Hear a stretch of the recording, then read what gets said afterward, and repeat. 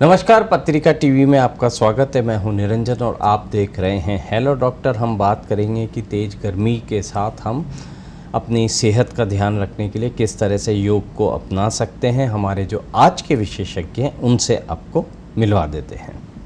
ओम प्रकाश शर्मा योग विशेषज्ञ हैं और आपको 15 वर्षों से भी अधिक का अनुभव है। आपने योग एवं मेडिटेशन में एमएससी की है, अभी आप योग में पीएचडी भी कर रहे हैं और आप उपराष्ट्रपति वेंकैया नायडू के फैमिली योग ट्रेनर भी रह चुके हैं। तो ओम प्रकाश जी, इस शो में आपका स्वागत है। Thank you. तो असल में हम जब योग करते हैं या कोई सा भी एक्सरसाइज है उसे करते हैं तो उससे हमारे शरीर के अंदर गर्मी उत्पन्न होती है। तो पहला सवाल तो यही आता है कि इस गर्मी के अंदर हम योग करेंगे तो वो तो हमारा ब्लड सर्कुलेशन बढ़ाएगा और हो सकता है कि शरीर के अंदर हीट भी बढ़े। तो क्या योग करना ठीक है इस मौसम में? आपका सवाल एक सही सवाल है इस मौसम को देखकर कि क्योंकि गर्मी बहुत है तो वैसे ही हमारी एनर्जी लेवल बहुत डाउन होता है इस समय पर। लेकिन योग एक ऐसी विधा है जो आपको नुकसान नहीं, आपको फ़ायदा देती है, चाहे आप किसी भी सीजन में करें। लेकिन अगर आप सही रीति से नहीं करेंगे, उसका आपका तरीका सही नहीं है, तो फिर आपको नुकसान हो गया। तो एक कहावत है कि देखा देखी साधे योग, छीजे काया बाढ़े रोग। कि अगर आप देखा देखी बिना सोचे समझे कुछ भी करेंगे तो आपको स्वास्थ्य लाभ की जगह रोग हो सकते हैं। लेकिन आप सही तरीके से, आप सही डायरेक्शन में समझदारी से अभ्यास करते हैं तो आपको निश्चित फ़ायदा होगा। जैसे कि हम अभी के मौसम की बात करते हैं कि अभी राजस्थान में गर्मी पीक पर है, कहीं कहीं तो टेम्परेचर 48 to 50 डिग्री तक भी जा रहा है। तो इस समय में हमारा जो बॉडी का एनर्जी बड़ा लो होता है। तो हम ऐसी क्या टेक्निक यूज़ करें योग के माध्यम से कि हमारा जो एनर्जी लेवल है वो घटे नहीं बल्कि से और बढ़े और हम और स्फूर्ति के साथ, ताजगी के साथ हम हमारे काम को पूरे दिन भर को कर सकें। तो आपको क्या करना होता है कि एक तो टाइम का डिसिप्लिन कीजिए कि टाइम आप ऐसा रखिए कि जैसे जैसे दिन बढ़ता है ना तो गर्मी बढ़ती है। तो आप सुबह 5 बजे से लेकर और 7-8 बजे के बीच में ही अपना योगा अभ्यास करें। तो सबसे मैं तो कहता हूँ कि 8 भी ना बजने दें, सूर्य उदय होते होते आप अपने योगा अभ्यास को पूरा कर लें तो आपके पास टाइम भी बचेगा दिन में काम करने के लिए और एक आपको अच्छी आदत हो जाएगी कि आप सुबह जल्दी उठ रहे हैं। और अगर आपके पास सुबह समय नहीं हो पाता है या किसी भी कारणवश से, और अगर आप शाम को योगा अभ्यास करते हैं तो दिन में ना करें, करीबन 7 बजे या 6:30-7 बजे के बाद करें और कम करें।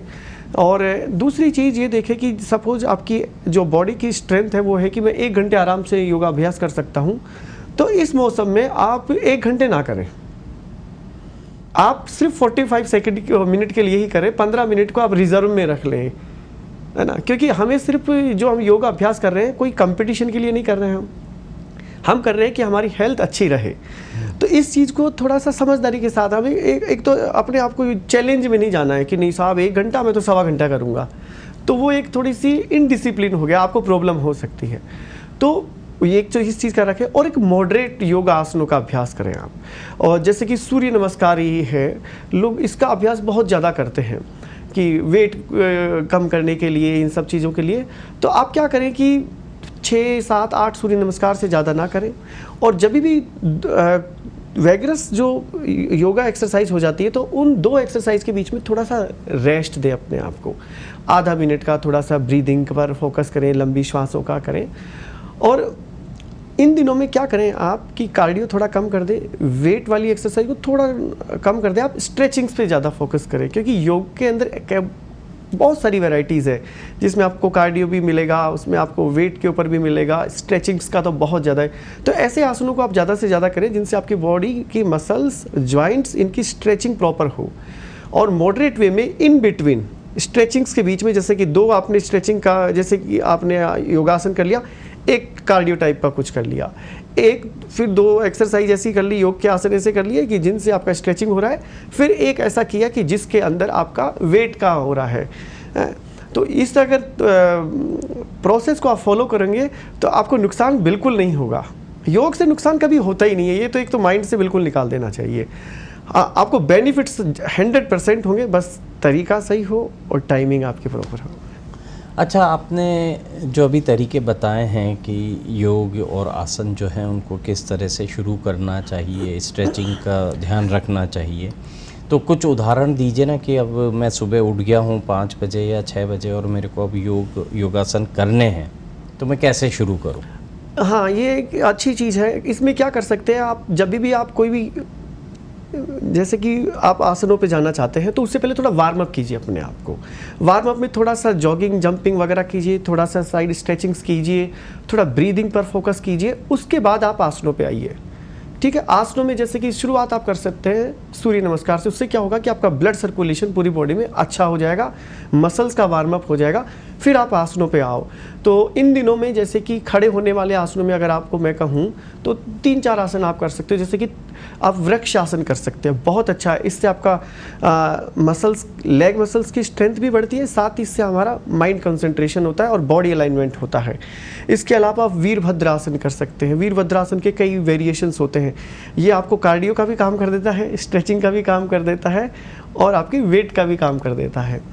ठीक है, खड़े होने में ये 2-3 आसन आप इस तरह से ले सकते हैं। आप पादहस्तासन कर सकते हैं, इससे आपकी स्पाइन अच्छा रहेगा, पेट अच्छा रहेगा, आपकी लेग मसल्स को काफ़ी इससे हेल्थ इम्प्रूव होगी उनकी। आप कर सकते हैं 2-3। फिर आप उसके बाद आप बैठने वाले आसन करेंगे। तो उससे पहले क्या करें कि जैसे कि आप चेंज कर रहे हैं तो आप आधा-पौना मिनट के लिए बिल्कुल शवासन में रेस्ट करें, अपनी बॉडी और माइंड को रिलैक्स करें और तैयार करें, दोनों को कोऑर्डिनेट करके। फिर आप बैठने वाले आसन मॉडरेट वे में जाइए कि जैसे आपने भू नमन आसन कर लिया, बहुत अच्छा आसन है। इससे आपका पूरा पेट और पीठ दोनों का अच्छा व्यायाम हो जाता है, साथ ही नेक को भी अच्छी हेल्थ देता है। फिर आप अर्ध मत्स्येंद्र आसन कर सकते हैं, आप उष्ट्रासन कर सकते हैं, ये बिल्कुल मॉडरेट वे में होने वाला है। आप मंडूकासन कर सकते हैं, ये आपके डाइजेशन को बहुत अच्छा रखता है। इसके अलावा आप भुजंगासन कर सकते हैं। जब लेटने वाले आसनों में जाएंगे तो आप भुजंगासन कर लो। और फिर घुटनों के बल बैठकर किए जाने वालों में गोमुख आसन है, बहुत अच्छा आसन है। इससे क्या होगा कि आपकी एक तो चेस्ट डेवलप होती है, जो चेस्ट रीजन है, आपके शोल्डर स्ट्रॉन्ग होंगे, आपका ब्रीदिंग प्रोसेस बहुत अच्छा हो जाता है। और इसको आप 2 तरीके से कर सकते हो। वज्रासन में बैठ के करोगे तो डाइजेशन का भी काम हो गया, प्लस आपका चेस्ट रीजन भी ठीक हो गया। लेटने वाले आसनों में मैं अगर इसमें कहूँ तो आप धनुरासन कीजिए, आप भुजंगासन कीजिए, इसके अलावा आप शलभ आसन कीजिए। अगर आपको लगता है कि और अच्छा मेरे को इसमें थोड़ा स्ट्रेंथ वाला करना है तो आप चतुरंग आसन कीजिए। अगर आप इसको थोड़ा मॉडर्न वे में बोले ना तो आप प्लैंक इसे बोल सकते हैं, आप प्लैंक कीजिए। ठीक है, इसके वेरिएशंस होते हैं उसके। तो उससे क्या होगा, आपकी कोर जो नेवल रीजन वाला और हिप्स और बैक, ये सब काफ़ी स्ट्रॉन्ग होंगे, आपकी थाइज स्ट्रॉन्ग होगी। साथ ही आप इसके अलावा नौका आसन कर सकते हैं।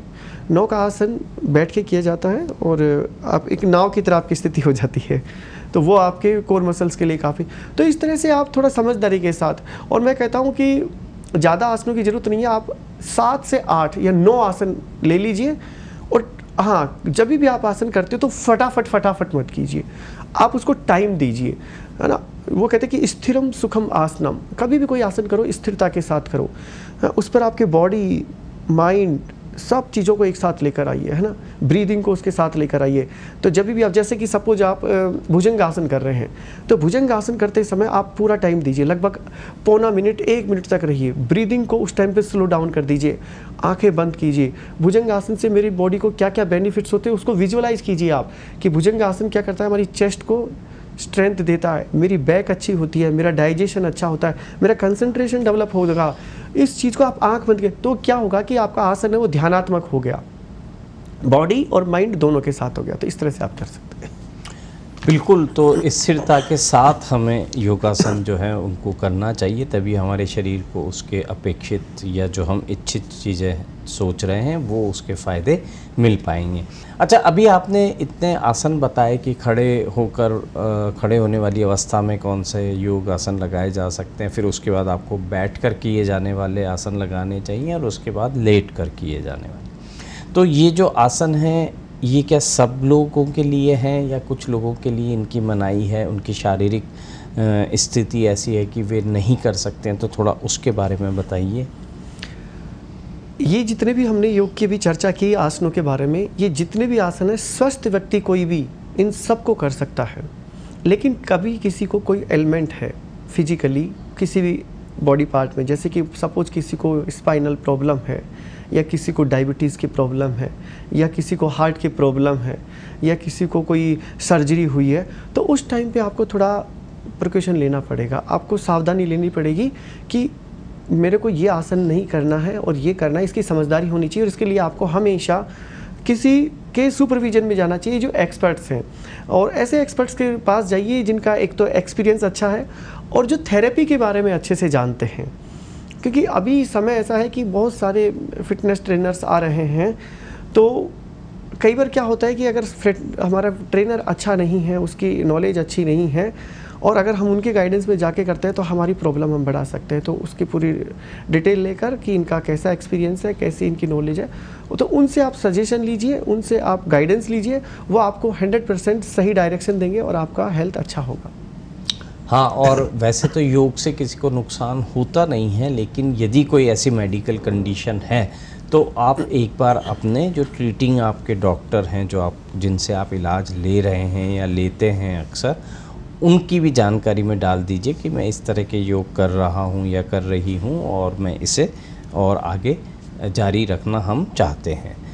अच्छा, हमने योग की तो बात की है, लेकिन कुछ योगिक क्रियाएं भी होती हैं, प्राणायाम भी होते हैं। तो योग और प्राणायाम जो हैं, उन दोनों का हमें क्रम या उन दोनों के बीच में संतुलन वो किस तरह से रखना चाहिए?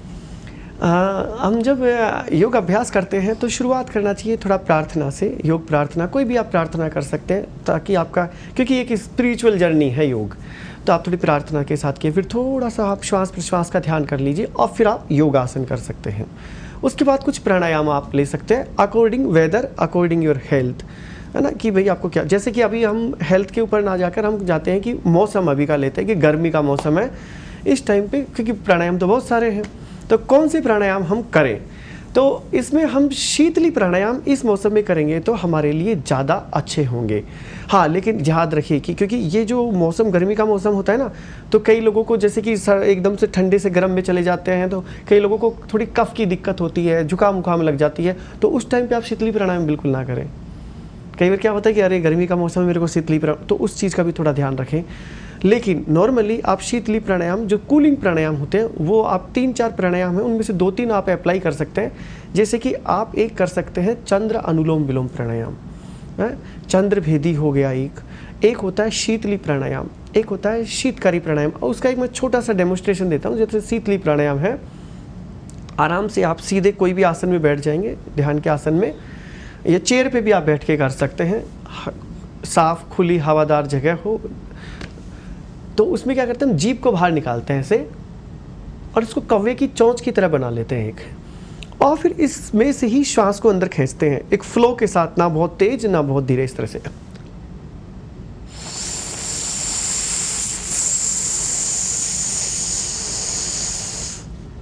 पूरी सांस खींच के मुंह को बंद करेंगे और फिर आराम से नाक से सांस को छोड़ेंगे। जब आप करेंगे ना इसको, तभी आपको इतना ठंडा फील होगा। मैं तो कहता हूँ कि जब आपको सपोज कहीं पानी नहीं मिल रहा है पीने के लिए, और उस समय आप चाहते हो कि मेरा गला ना सूखे, आप ये 2-3 प्राणायाम कर लेंगे ना, तो आपको 50-60% आपकी प्यास पर कंट्रोल हो जाएगा उसी वक्त। एक तो ये कर सकते हो, इसको कम से कम आप 9 से 11 बार कीजिए, आराम से कीजिए। दूसरा चंद्र अनुलोम विलोम, यानी कि हमारी जो ब्रीदिंग है लेफ्ट नोस्ट्रिल और राइट नोस्ट्रिल से चलती है। अब हमें क्या करना है, बिल्कुल बेसिक चीज़ करनी है। यहाँ हमें लेफ्ट से लेना है और राइट से छोड़ना है। याद रखिए कि हमारे बाएं नासिका से श्वास लेना है और दाएं से छोड़ना है। आप तो सिर्फ इतना कर लीजिएगा, और ये प्राणायाम आप कीजिएगा कम से कम 5 से 7 मिनट। आप देखेंगे कि इस प्राणायाम को करते करते करते करते आपकी बॉडी में तो आपको ठंडक फील होगी ही होगी। आपका जो बॉडी, ब्रीथ, माइंड, तीनों इस तरह से सिंक्रोनाइज हो जाएंगे कि आपको लगेगा कि सब कुछ शांत हो गया है। आप ध्यान की अवस्था में भी पहुंच जाएंगे इसको करते करते। तो ये 2 प्राणायाम आप आराम से कर सकते हो। और भ्रामरी प्राणायाम कीजिए। आप वैसे उज्जयी प्राणायाम भी इन बिटवीन डाल लीजिए, वो थोड़ा गर्मी पैदा करता है, लेकिन उज्जयी प्राणायाम भी बहुत अच्छा। और इसके अलावा आप स्लो डीप ब्रीदिंग कर सकते हो कि धीरे धीरे श्वासें ली, यानी कि उसका आरोहण और अवरोहण, यानी कि असेंडिंग और डिसेंडिंग को उसको फील कीजिए। कि जैसे कि बहुत बेसिक चीज़ बता रहा हूँ, श्वास लेंगे, आप फील करो कि मेरे थ्रोट में मैं फील कर रहा हूँ, गले में, कंठ पे, यहाँ जहाँ हमारा चक्र होता है, विशुद्धि चक्र, यहाँ से होता हुआ अनाहत, अनाहत से मणिपुर, स्वादिष्ठान, मूलाधार, बेस तक जा रहा है श्वास मेरा। और फिर मैं धीरे धीरे श्वास छोड़ रहा हूँ तो मेरा श्वास वहीं से वापस उठ के ऊपर चढ़ रहा है, गले को स्पर्श करता हुआ नासिका छिद्रों से बाहर निकल रहा है। आप ये कीजिए, इससे भी आपको बड़े फायदे होंगे। आपकी ध्यान लगेगा, आपकी इंद्रिय जो इनडिसिप्लिन है, जो सेंस प्लेजर का जो इनडिसिप्लिन है, जो हम इंद्रियों के वशीभूत होकर जो गलत आदतों में फंसते जा रहे हैं, उस पर आपका नियंत्रण होगा। अच्छा, जैसे गर्मी तो काफ़ी तेज़ है और ये योगासन करते हुए यदि किसी को प्यास लगती है तो क्या बीच में पानी पिया जा सकता है? और ये जो योगासन है ये हम सुबह शाम के लिए तो आप बता ही रहे हैं, लेकिन क्या रात में भी किए जा सकते हैं? रात में तो बिल्कुल प्रेफर नहीं करते, लेकिन किसी के पास बिल्कुल ही समय नहीं है। हमारे राजस्थान में एक कहावत है कि ना मामा बीस तो काना मामू चौखो साहब। तो अगर आपके पास बिल्कुल ही समय नहीं है, क्योंकि कई बार होता है किसी कारण से सर्कमस्टेंसेस ऐसे होते हैं, तो आप रात को, लेकिन आप खाना खाने से पहले कर लीजिए। खाना खा के तो बिल्कुल ना कीजिए। और मैं कहता हूँ कि 9 बजे से पहले पहले सारा काम कर लीजिएगा। लेकिन आप अगर 9 बजे आसन कर रहे हो और 10 बजे खाना खाओगे तो आपका फिर डाइजेशन ठीक नहीं रहा। तो आप कोशिश कीजिए कि सुबह समय निकालिए, या सुबह नहीं निकाल पाते तो 6 से 7, 7:30 के बीच में आप समय निकाल के आप ये योगाभ्यास कीजिए। शाम को योगाभ्यास करने से क्या होगा कि आपके शरीर में अच्छी ताजगी रहेगी, नींद अच्छी आएगी आपको रात को। सुबह जब हम करते हैं योगाभ्यास तो हम पूरे दिन के लिए ऊर्जावान हो जाते हैं। तो जो दिन में हमारी एक्टिविटीज़ होती है उसके लिए हम पूरी तरह से स्फूर्ति के साथ काम करते हैं। तो रात का तो मैं प्रेफर नहीं करता कि हम ना ही करें। हाँ, रात को आप थोड़ा प्राणायाम जरूर कर सकते हैं, कुछ बेसिक, जैसे कि नाड़ी शोधन प्राणायाम हो गया, या भ्रामरी प्राणायाम हो गया, या उज्जयी प्राणायाम हो गया। ये कुछ आप प्राणायाम आप लेके कर सकते हैं, या कुछ सूक्ष्म व्यायाम कर सकते हैं, थोड़ा वॉक कर सकते हैं।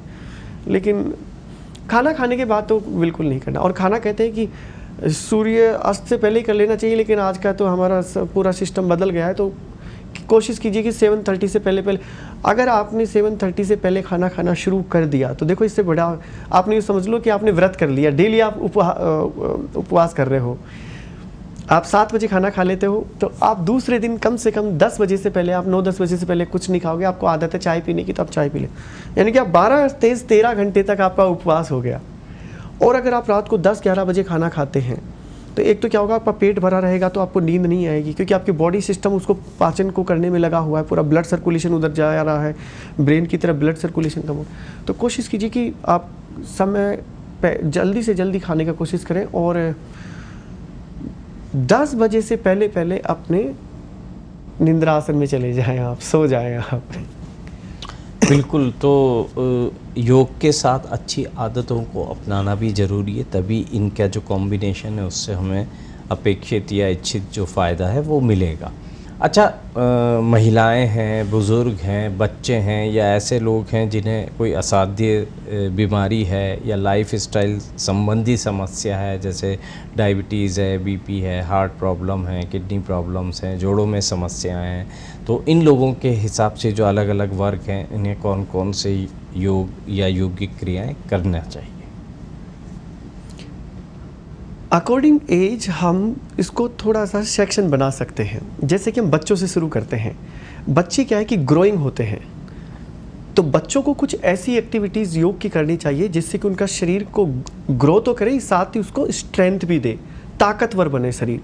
तो उसमें अगर आसनों की बात करें तो ऐसे आसन करें जिससे उनकी लंबाई वगैरह पूरी बढ़े, शरीर पूरा हष्ट पुष्ट दिखे। तो उसके लिए क्या हो गया, जैसे सूर्य नमस्कार। और उम्र का है कि 7-8 साल की उम्र से हम योग शुरू करवाते बच्चों को। प्राणायाम, जैसे कि प्राणायाम में नाड़ी शोधन प्राणायाम, डीप ब्रीदिंग, ये आप भ्रामरी, ताकि उनका कंसंट्रेशन का शुरू से ही आदत हो जाए। अब जब योग आसनों की बात करते हैं तो उनमें थोड़े से ताकत वाले हो गए, जैसे कि सूर्य नमस्कार उनको करवाया जाए, चक्रासन उनको करवाया जाए, लटकने के लिए करवाया जाए उनको, साथ ही उनको क्या करवाया जाए, भुजंगासन, धनुरासन, ये सब उनको करवाया जाए। तो उससे क्या होगा कि जो उनकी जो ग्रोइंग हेल्थ है, जो उनकी हड्डियाँ हैं, जो उनकी मांसपेशियाँ हैं, वो सुडौल होंगी, तंदुरुस्त होगी, ताकतवर बनेंगी।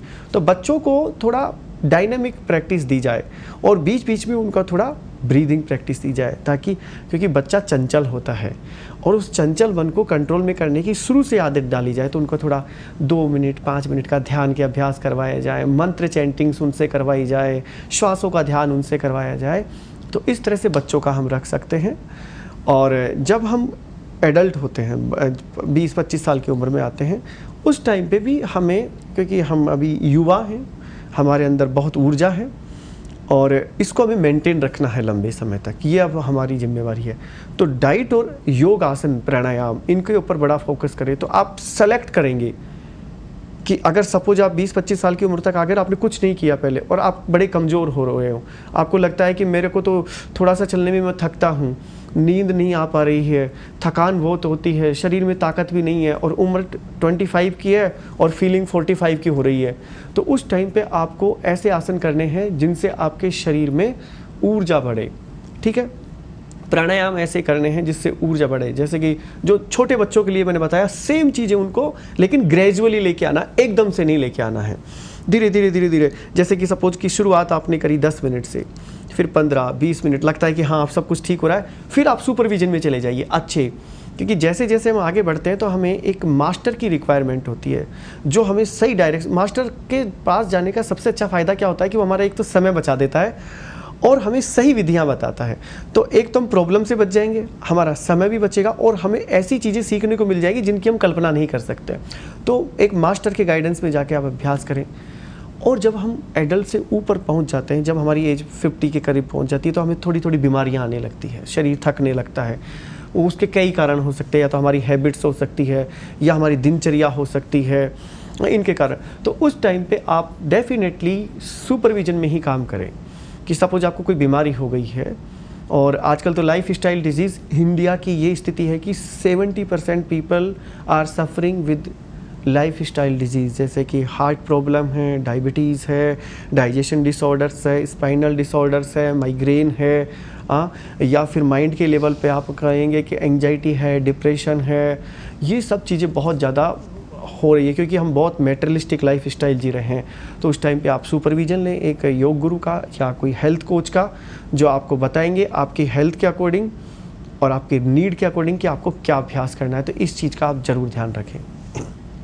अच्छा, जब हम योगाभ्यास करते हैं तो जो हमारा खान पान है उसका क्या संबंध है? मतलब उसके साथ हमें कौन सी चीज़ें लेनी चाहिए, किन चीज़ों का हमें परहेज करना चाहिए, और जो एक आराम है वो भी मतलब हमें दिन भर में कितना करना चाहिए?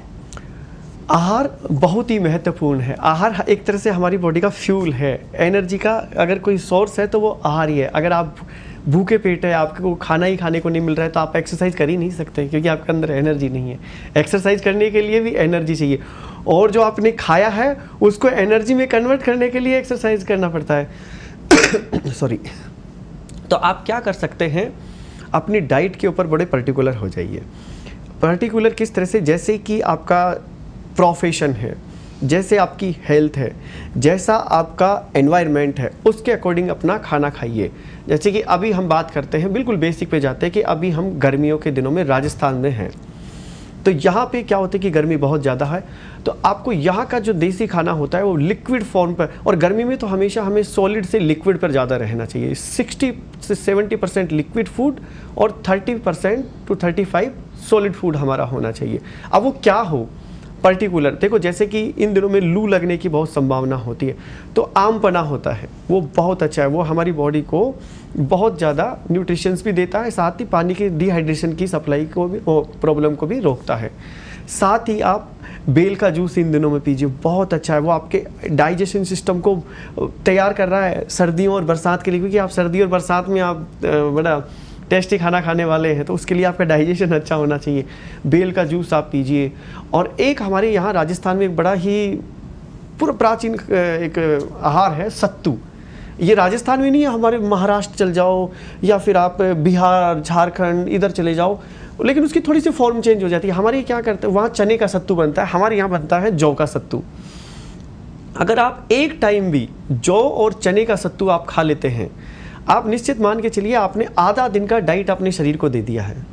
और ये आपको फाइबर भी दे रहा है, आपको मिनरल्स भी दे रहा है, आपको लिक्विड की भी पूरी सप्लाई कर रहा है, तो आप इसको 100% अपनी डाइट, आप देखो इसमें कोई कुछ भेद ही नहीं है।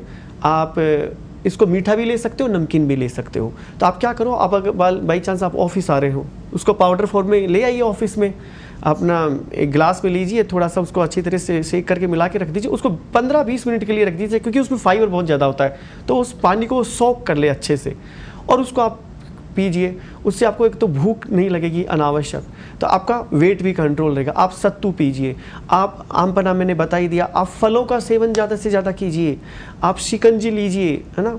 पानी पूरा कम से कम 6 से 8 गिलास पानी पियो।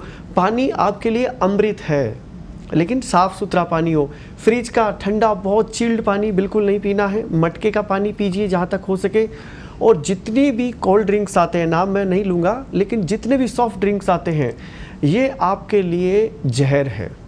आप जितना इनको यूज़ करेंगे, आपकी बॉडी को ये अंदर से, जैसे कि दीमक एक फर्नीचर को खा जाती है, वैसे ये आपको खा रही है। आपका पूरा जो स्केलेटल सिस्टम है वो बिल्कुल खोखला हो जाएगा, आपकी मसल्स बिल्कुल ख़राब हो जाएंगी, आपका जो नर्वस सिस्टम, एंडोक्राइन सिस्टम है उसमें डिसबैलेंस हो जाएगा, जो आपका हेमोस्टेसिस है बॉडी का वो ख़राब हो जाएगा।